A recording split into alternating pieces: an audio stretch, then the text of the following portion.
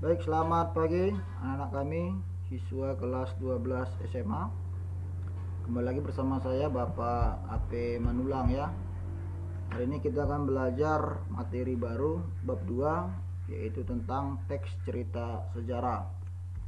Tertulis pada KD 3.3, yaitu mengidentifikasi informasi yang mencakup orientasi, rangkaian kejadian yang saling berkaitan, komplikasi dan resolusi dalam cerita sejarah, lisan ataupun tulis.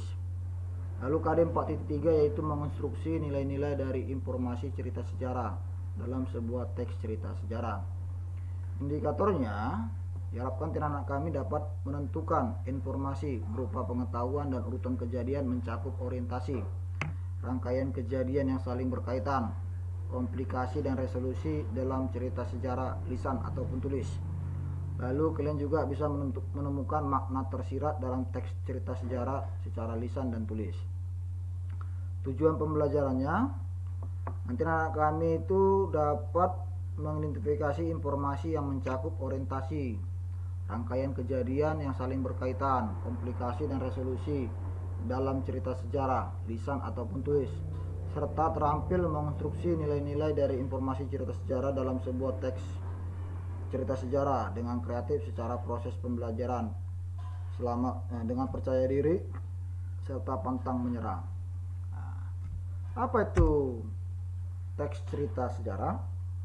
Kalau kita artikan, teks cerita sejarah adalah teks yang memuat penjelasan peristiwa di masa lalu. Berarti dia terjadi di masa yang lalu jauh. Lalu teks cerita sejarah biasanya menceritakan peristiwa bersejarah yang memiliki dampak besar, latar belakang terjadinya suatu peristiwa ya. Lalu untuk ciri-cirinya, yang pertama, cerita yang disampaikan disajikan secara berurut atau sesuai dengan kronologis ya, dari awal sampai akhir ya. Kronologis itu adalah urutan kejadian atau urutan waktu dari awal sampai akhir. Lalu teks dalam cerita sejarah tersebut berbentuk teks yang diceritakan ulang. Jadi sebenarnya sudah ada kiannya cerita ini ya, karena dia berbentuk fakta ya, sudah benar-benar terjadi lalu diceritakan kembali ya. Jadi ceritakan, ada penceritaan ulang di situ oleh penulis. Lalu konjungsi yang digunakan adalah konjungsi temporal ya, konjungsi yang menyatakan urutan waktu. Lalu yang terakhir, cerita disampaikan adalah fakta dan bukan imajinasi dari penulis. Jadi banyak cerita tapi belum tentu itu bersifat fakta. Jadi kebanyakan cerita itu memang bersifat imajinatif atau daya hayal yang tidak benar-benar terjadi. Tapi ada juga memang cerita yang berdasarkan benar-benar terjadi ya. Jenis-jenis teks cerita sejarah ada dua ya. Yang pertama adalah teks cerita sejarah fiksi. Fiksi itu berdasarkan daya hayal, imajinatif ya. Artinya bahwasanya tidak tidak semuanya benar-benar terjadi, yang sudah ditambah-tambahkan lah saya rasa ya, imajinatifnya. Contohnya ya, ada cerpen atau cerita pendek merupakan bentuk prosa naratif aktif. Cerpen apa yang berbentuk nilai sejarah yang bersifat fakta? Ya mungkin cerpen tentang kehidupan seseorang. Adanya mungkin kalau kamu membuat tentang pengalaman hidupmu ya, pengalaman hidupmu yang kau jadikan sebuah cerpen, bisa. Itu juga termasuk pada bentuk teks cerita sejarah yang berbentuk fiksi. Lalu romansa, nah, ini juga dia berbentuk seperti cerpen, hanya saja memang lebih mendekatkan pada percintaannya ya.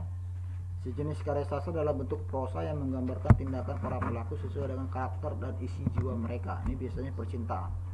Lalu masuk ke novel. Ini biasa cerita yang lebih panjang daripada cerpen. Adalah karya fiksi prosa yang ditulis secara naratif dalam bentuk cerita. Ya, tetap juga itu berdasarkan kenyataan. Ya, walaupun sudah ditambah-tambahkan.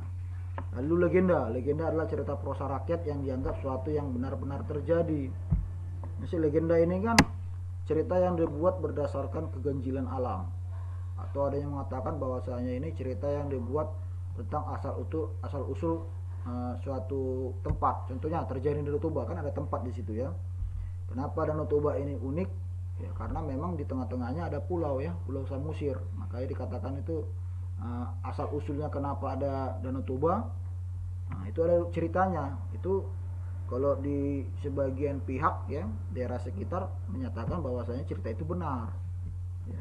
Jadi kalau legenda seperti itu bisa dikatakan sebagai teks cerita sejarah karena dianggap sesuatu yang benar-benar terjadi. Lalu ada teks cerita sejarah yang bersifat non fiksi ya. Non fiksi ini benar-benar terjadi deh, sesuai dengan kenyataannya, tidak berdasarkan daya khayal ya. Di sini tidak ada sama sekali khayalan ya. Yang pertama yaitu autobiografi ya, adalah cerita atau informasi mengenai kehidupan seseorang yang ditulis oleh orang itu sendiri. Jadi ini tentang perjalanan hidup seseorang, yang tokohnya sendirilah yang menceritakan, yang menuliskan tentang kisah hidupnya, itu disebut dengan autobiografi. Lalu ada biografi, adalah cerita atau informasi kehidupan seseorang yang ditulis oleh orang lain. Berarti ada orang lain yang mencari informasi tentang salah satu tokoh, lalu dituliskanlah tentang kisah hidupnya, itu disebut sebagai biografi. Jadi itu juga termasuk ke dalam bentuk teks cerita sejarah. Lalu ada catatan sejarah, adalah teks yang menjelaskan peristiwa masa lalu yang memiliki nilai historis. Historis itu sejarah ya. Jadi nggak semuanya bahwasanya teks cerita sejarah ini tentang seseorang ya, ada tokohnya, tokoh seseorang langsung gitu, enggak. Bisa saja dia tentang berdirinya suatu perusahaan ya. Bisa juga tentang memang perjalanan seseorang dalam membuat sebuah penemuan, ada ya. Tentang terjadinya Facebook juga bisa ya. Cerita tentang adanya Facebook, tentang adanya mobil Lamborghini ya, yang mengimbangi mobil Ferrari, ada juga. Itu juga termasuk ke dalam bentuk teks cerita sejarah. Lalu catatan perjalanan ya, ada teks yang ceritakan tentang perjalanan yang telah dilalui oleh seseorang ya. Contohnya juga itu yang membuat mobil Lamborghini itu, ada cerita sejarahnya itu ya, yang dulunya dia ditolak oleh Ferrari sehingga dia mendirikan perusahaan sendiri. Nah, itu juga termasuk ke dalam bentuk teks cerita sejarah. Jadi teks sejarah ini nggak semuanya harus dalam bentuk cerita yang sering kita baca seperti cerpen ya, nggak seperti novel, nggak semua seperti itu. Yang pokoknya dia memiliki nilai sejarah dan nilai historisnya ada. Nah, itu juga termasuk ke dalam bentuk teks cerita sejarah dan dia bersifat fakta ya, benar-benar terjadi. Kalau kita mengidentifikasi struktur teks cerita sejarah, kita bisa melihat dari dua sisi ya. Kalau dari sejarah fiksi, kalau kita mengidentifikasi strukturnya itu ada 6 ya. Ada orientasi, ada pengungkapan peristiwa, ada konflik, ada komplikasi ke klimaks, ada resolusi, ada koda, ada 6 ya. Jadi dalam sebuah cerita itu ya, dalam cerita sejarah biasanya yang fiksi itu yang pertama terdapat orientasi. Orientasi itu pengenalan cerita. Cerita itu kan dimulai dari waktunya kapan ya, pada suatu ketika, itu kan waktu, tempatnya di mana, lalu peristiwa apa yang terjadi pada saat itu disebut dengan orientasi.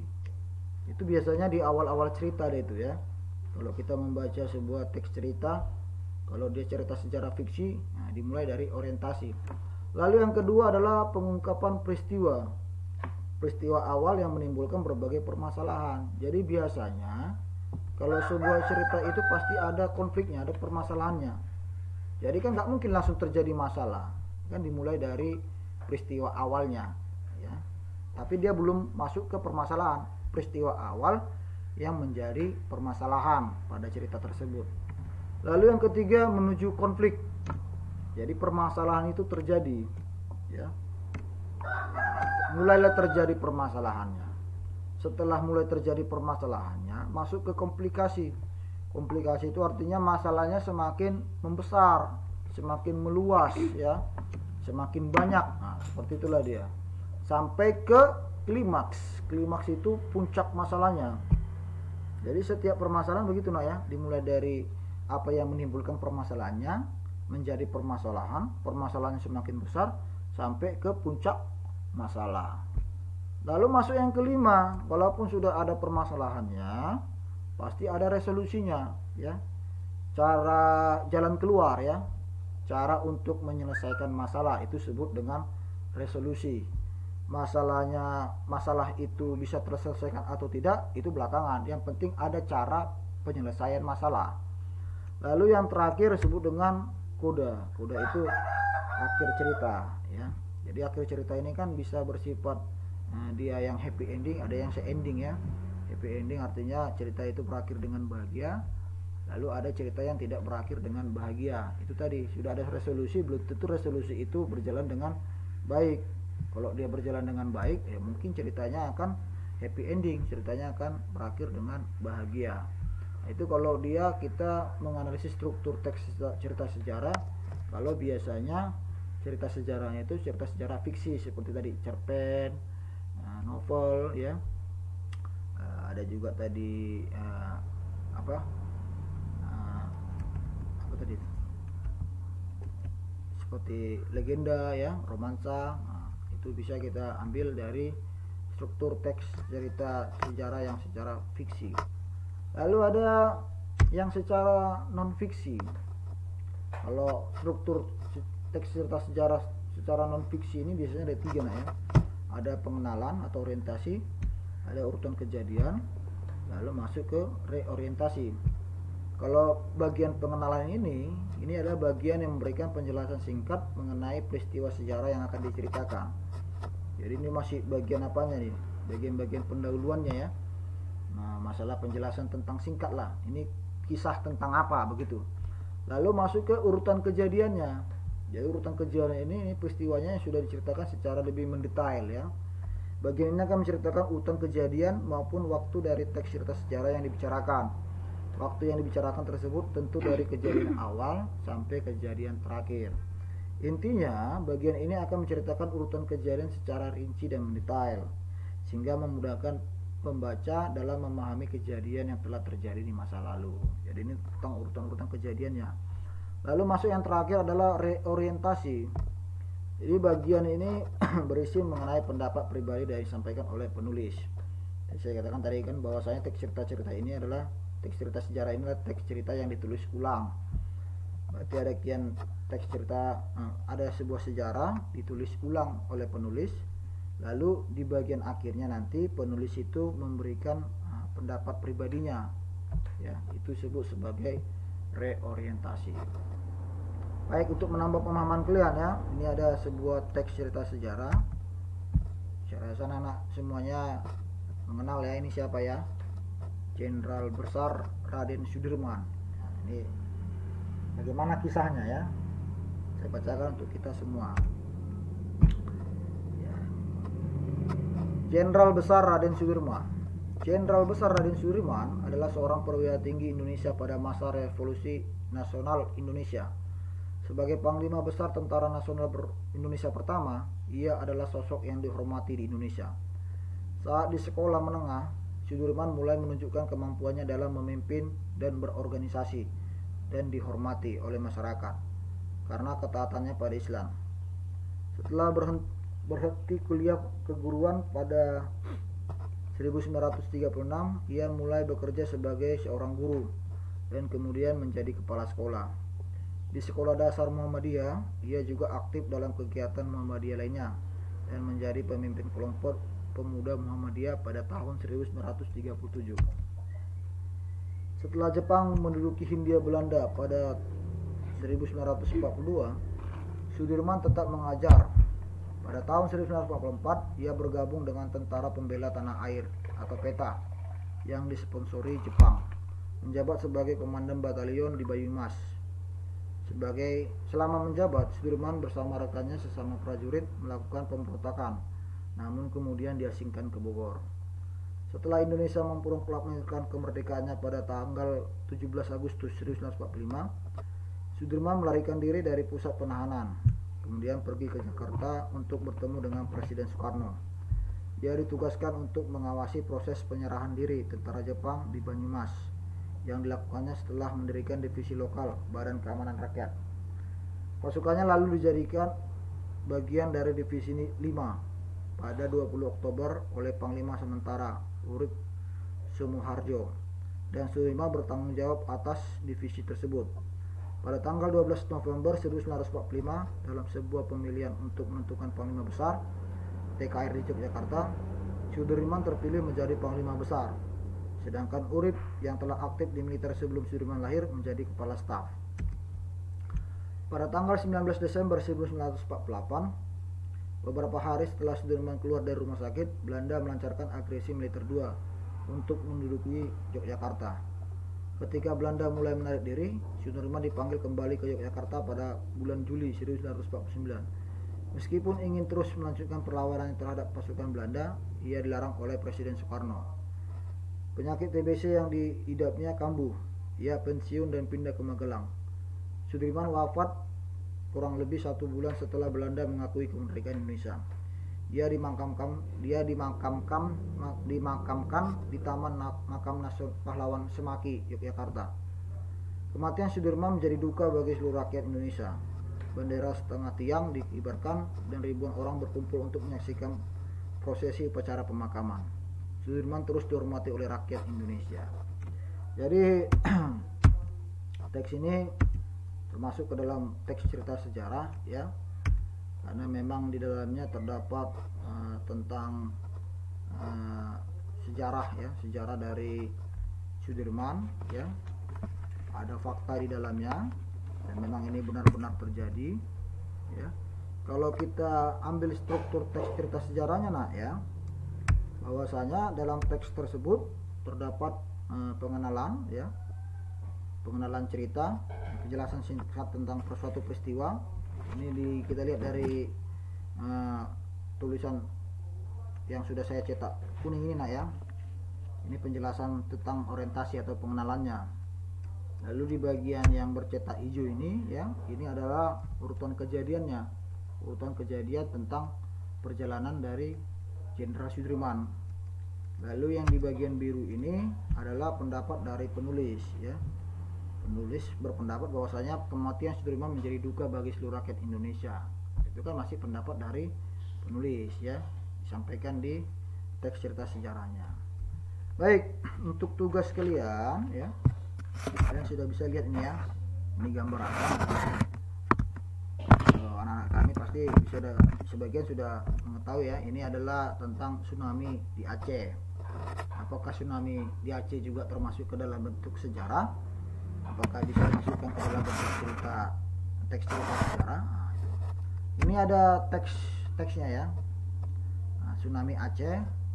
Tolong nanti kalian baca, nak, ya. Kalian baca dengan cermat. Setelah kalian baca, kalian tentukan, ya. Nah, apakah teks tersebut adalah teks cerita sejarah? Kalau saya menyatakan bahwasanya teks tersebut adalah teks cerita sejarah. Nah, sekarang kalian tunjukkan apa ciri yang menunjukkan bahwa teks cerita tersebut adalah teks cerita sejarah, ya. Kalian sampaikan, ya, apa alasan kalian mengatakan bahwasanya teks tersebut adalah teks cerita sejarah dengan menunjukkan ciri-ciri yang terdapat pada teks tersebut. Buktikan, ya, buktikan. Lalu yang kedua, kalian tentukan strukturnya, ya, dimulai dari mana orientasinya, ya, mana orientasi atau pengenalannya, mana urutan kejadiannya, lalu mana pendapat pribadi penulis di situ, ya, atau reorientasinya, ya. Saya rasa itu saja, ya, pembelajaran kita hari ini, ya. Semoga bermanfaat untuk anak-anak kami semua. Jangan lupa tugas dikerjakan, dikirim ke PCR, ya, Google Classroom.